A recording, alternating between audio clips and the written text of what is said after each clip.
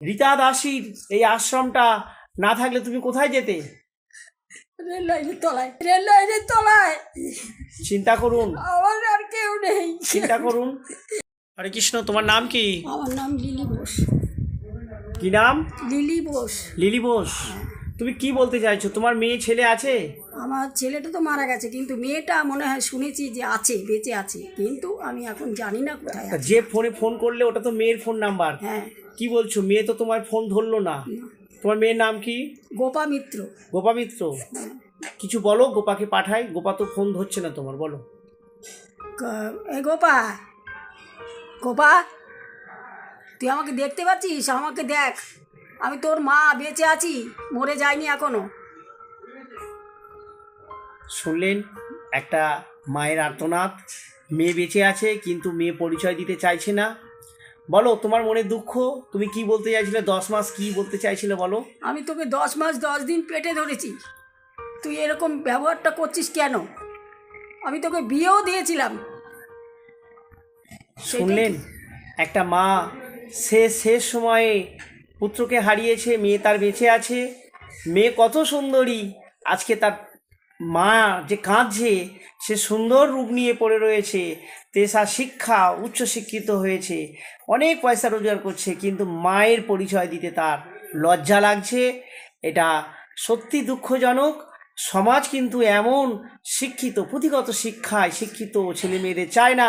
সমাজ চায় নৈতিক শিক্ষায় শিক্ষিত ছেলে মেয়েদের, যারা মাকে কাঁদায় না, মাকে হাসি মুখ, মায়ের হাসি মুখ দেখতে চায়। তা যাই হোক, তুমি কেঁদো না। তোমার গোপা কি মিত্র বললে? হ্যাঁ, গোপা মিত্র। গোপা মিত্রর কাছে আমরা এটা প্রথম স্টেজ পাঠিয়ে দিচ্ছি। যদি ওনার হৃদয় এই ফোনে তোমার চোখের জলে মনে করে যে না আমার যোগাযোগ করা উচিত, তবে অবশ্যই আমাদের সাথে কন্ট্যাক্ট করলে তোমাকে আমরা সেই গোপার সাথে যোগাযোগ করাবো। রেল লাইনের তলায়। চিন্তা করুন, আমার আর কেউ নেই। চিন্তা করুন। বলছে আমি রেল লাইনের তলায় আত্মহত্যা করতো। আর যাই হোক, এই মাকে মা হারিয়ে যায়নি, মেয়ে কিন্তু তার সাথে হারিয়ে যাওয়ার ভান করে যে আড়াল করে রয়েছে, অনেক কষ্টে আজকে এই মা তার মেয়ের সন্ধান পেয়েছে, কন্ট্যাক্ট নাম্বার পেয়েছে, ঠিকানা পেয়েছে। সেভাবে যোগাযোগ করাতেও মেয়ে কিন্তু মা হারিয়ে গেছে, মায়ের যোগাযোগ নেই, সেই পরিচয় ঘুরে বেড়াচ্ছে। তা আমরা এটা অবশ্যই মেয়ের ফোনে পাঠিয়ে দিচ্ছি, প্রত্যেককে আমরা এটা শেয়ার করব। আর মেয়ে যদি মনে করে যে না মায়ের সাথে যোগাযোগ করা আমার দরকার, তাহলে অবশ্যই যোগাযোগ করবে। মায়ের চোখের জল সে মোছাবে। মা চায় না তার কাছে খাওয়া পড়া, মা চায় না সুখ, মা শুধু চায় সন্তানের সাথে যোগাযোগটুকু থাকুক, আমি সন্তানকে চোখে যেন দেখতে পাই। কিন্তু সন্তান তো সেটা চাইছে না। কি লজ্জা আমাদের এই ভারতবর্ষের শিক্ষিত মানুষ যদি এমন হয়।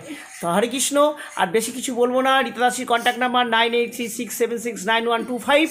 আমরা অবশ্যই এক্ষুনি গোপাকে এইটা আমরা পাঠিয়ে দিচ্ছি গোপার ফোনে। তুমি কেঁদো না, তোমার মেয়ের সন্ধান পেয়েছো, মেয়ে যোগাযোগ করছে না, চেষ্টা করছি।